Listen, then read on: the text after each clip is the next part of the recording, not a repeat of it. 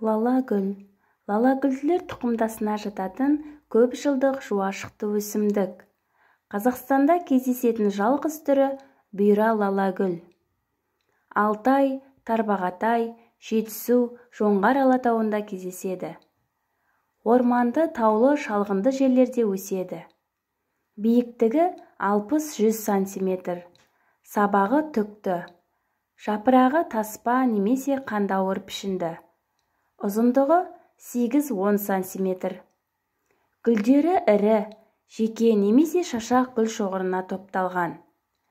Ашық қызыл, сары, қара дақтары бар түкті. Олар түкті немесе қоңырау пішінді. Ұзындығы 13-15 см. Хош иісті болып келеді. Жемісі қауашақ, көп тұқымды.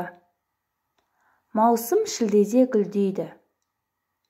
Лала-гүл әсемдік үшін ерте заманнан бері қолдан өсіріліп келе жатыр.